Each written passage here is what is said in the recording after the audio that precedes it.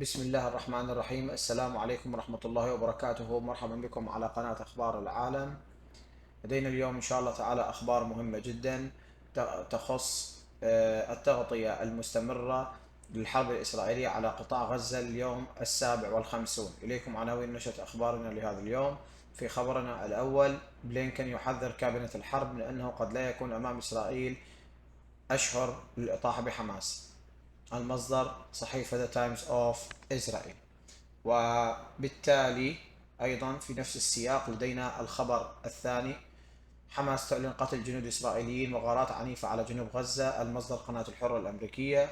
ولدينا أيضا الخبر الثالث: مقتل عالم فلسطيني بارز في غارة إسرائيلية على غزة. المصدر قناة الحرة الأمريكية. ولدينا الخبر الرابع: إسرائيل تكثف هجماتها على غزة والمستشفيات مكتظة تواجه طوفانا من الضحايا. المصدر قناة CNN بالعربي. ولدينا أيضا الخبر الخامس من قناة BBC بالعربي: حرب غزة، إسرائيل تقصف شمال وجنوب وشرق قطاع غزة. والخبر السادس الأخير: نائبة الرئيس الأمريكي: لن نسمح بالتهجير القسري للفلسطينيين. المصدر قناة BBC بالعربي. مرحبا بكم مرة أخرى. من العناوين إلى التفاصيل. في خبرنا الأول: بلينكن يحذر كابينة الحرب من أنه قد لا يكون أمام إسرائيل أشهر للإطاحة بحماس. المصدر صحيفة The Times of Israel. قال وزير الخارجية الأمريكي أنتوني بلينكن أن على إسرائيل تغيير الطريقة التي تقاتل بها في غزة وبذل المزيد من الجهود لحماية المدنيين وإقامة مناطق آمنة، قائلا إن المشاهد من شمال غزة لا يمكن أن تتكرر في جنوبه. حذر وزير الخارجية الأمريكي أنتوني بلينكن كابينة الحرب الإسرائيلي يوم الخميس من أنه من غير المرجح أن يكون أمام إسرائيل أشهر لشن حرب ضد حركة حماس في غزة، مع تصاعد الضغوط المحلية والدولية على إدارة الرئيس الأمريكي جو بايدن لوضع حد للقتال. حسب ما قال مسؤول إسرائيلي، كان هذا التحذير واحد من عدة تحذيرات التي أعرب عنها كبير الدبلوماسيين الأمريكيين خلال اجتماعه مع كابينة الحرب وفي اجتماعات منفصلة مع كبار المسؤولين، والتي تضمنت أيضا تحذير إسرائيل من السماح بنفس القدر من الموت والترحيل للسكان في جنوب غزة بمجرد تحول القتال إلى هناك من شمال غزة. وبحسب تقرير لأخبار قناة 12، فإن جدول الزمن الذي أعطاه وزير الخارجية الأمريكي منح إسرائيل أسابيع لتكون قادرة على مواصلة القتال في الوتيرة الحالية. ورد بلينكن بأنه غير متأكد مما إذا كانت إسرائيل ستحصل على الدعم الدولي لمواصلة القتال لفترة طويلة بنفس الشدة التي شوهدت قبل دخول الهدنة حيز التنفيذ قبل أسبوع وفقا للمسؤول.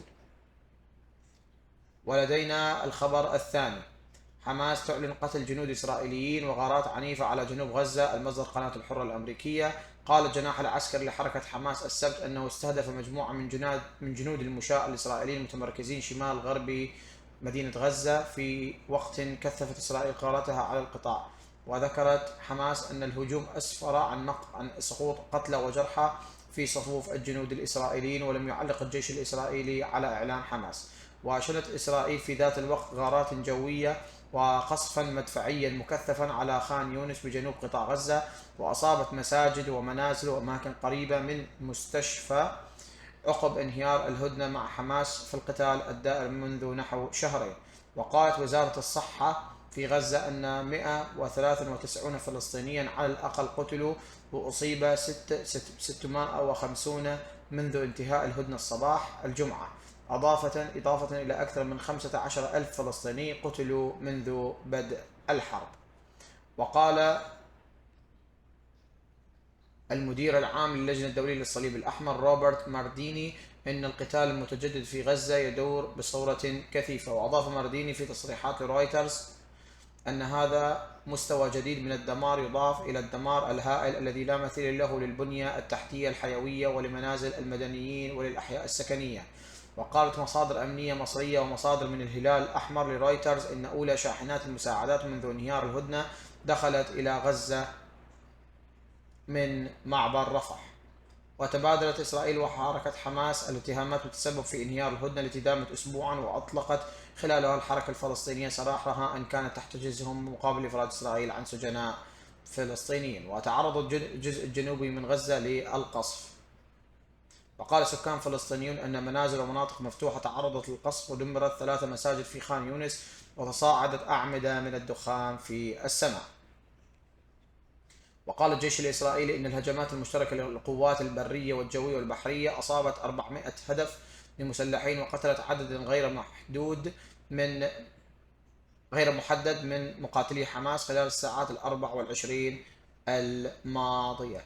وننتقل إلى الخبر الثالث لدينا: مقتل عالم فلسطيني بارز في غارة إسرائيلية على غزة. المصدر قناة الحرة الأمريكية: أعلنت وزارة التعليم الفلسطينية السبت أن غارة جوية إسرائيلية استهدفت بلدة الفالوجة التي تبعد 30 كيلومترا إلى شمال الشرق من مدينة غزة، أسفرت عن مقتل العالم الفلسطيني البارز سفيان تايه وعائلته. وكان تايه رئيسا للجامعة الإسلامية في غزة. كان أيضا باحثا بارزا في الفيزياء والرياضيات التطبيقية. وكانت وزارة الصحة في غزة قالت أن 193 فلسطينيا على الأقل قتلوا، وأصيب 650 منذ انتهاء الهدنة صباح أمس الجمعة، إضافة إلى أكثر من 15,000 فلسطيني قتلوا منذ بدء الحرب. ولدينا الخبر الرابع أيضا: إسرائيل تكثف هجماتها على غزة والمستشفيات مكتظة تواجه طوفان من الضحايا. المصدر قناة CNN بالعربي. قال ماثيو تشانز مسؤول مهم: أبرز التطورات في الحرب الجارية في قطاع غزة الذي يتعرض لضربات إسرائيل المكثفة بعد انتهاء الهدنة المؤقتة بين حركة حماس وإسرائيل.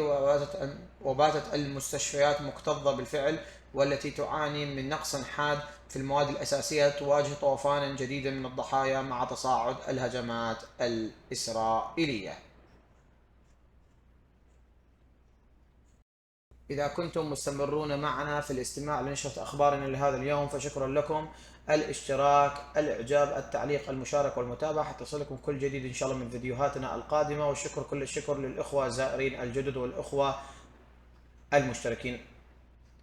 في خبرنا الخامس: حرب غزة، إسرائيل تقصف شمال وجنوب وشرق قطاع غزة. المصدر قناة BBC بالعربي. أفادت تقارير إعلامية واردة من غزة أن الجيش الإسرائيلي قصف مربعا سكنيا يحتوي على قرابة 50 منزلا في حي الشجاعية شرق القطاع، ما أسفر عن مقتل نحو 60 شخصا على الأقل. وشنت الطائرات الإسرائيلية الحربية غارات مكثفة استهدفت مجمع مدينة حمد السكاني في خان يونس جنوب قطاع غزة، ما تسبب بدمار واسع للمباني السكنية المجاورة. ويوم أمس أشارت وزارة الصحة في غزة إلى أن القصف الإسرائيلي بات يتركز على مدينة خان يونس، حيث يعتقد مسؤولون إسرائيليون أن أعضاء قيادة حماس يتواجدون في المدينة. وأيضا يستمر في شمال قطاع تعرض مخيم جبالي لقصف عنيف أدى لمقتل وأصابت أكثر من 100 شخص منذ انتهاء الهدنة صباح أمس الجمعة. من جانبه قال المتحدث باسم الجيش الإسرائيلي أن القوات الإسرائيلية ما زالت تواجه مقاتلي حماس في شمال غزة، مرجحا أن تكون الحرب في غزة حربا طويلة الأمد ولن تكون محددة بزمن. وحول منع الجيش الإسرائيلي لشاحنات المساعدات من دخول غزة، أوضح المتحدث العسكري خلال المؤتمر الصحفي أن عدة شاحنات إنسانية وصلت إلى غزة بعد أن تم تفتيشها على الجانب الإسرائيلي من الحدود. وفي خبرنا السادس والأخير لدينا من قناة BBC بالعربي: نائبة الرئيس الأمريكي لن نسمح بالتهجير القسري للفلسطينيين. قالت نائبة الرئيس الأمريكي كاميلا هاريس إن الولايات المتحدة لن تسمح تحت أي ظرف من الظروف بالتهجير القسري للفلسطينيين من غزة أو الضفة الغربية أو حصار قطاع غزة أو إعادة رسم حدوده. جاءت هذه التصريحات خلال لقائها مع الرئيس المصري عبد الفتاح السيسي على هامش مؤتمر المناخ. وأضافت أن جهود السلام لا يمكن أن تنجح إلا في سياق أفق سياسي واضح ومحدد للشعب الفلسطيني نحو دولة خاصة به تقودها سلطة فلسطينية جديدة متجددة.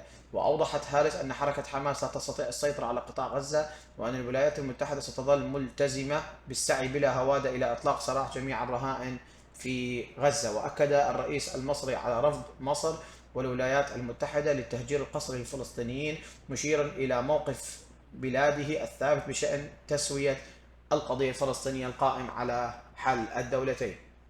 شكرا لكم على استماعكم لنشرة أخبارنا لهذا اليوم. إذا أعجبكم الفيديو، الاشتراك، التعليق، الإعجاب، المشاركة والمتابعة حتى تصلكم كل جديد إن شاء الله من فيديوهاتنا القادمة.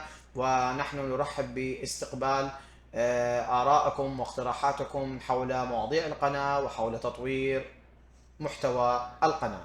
شكرا لكم ودمتم، والسلام عليكم ورحمة الله تعالى وبركاته.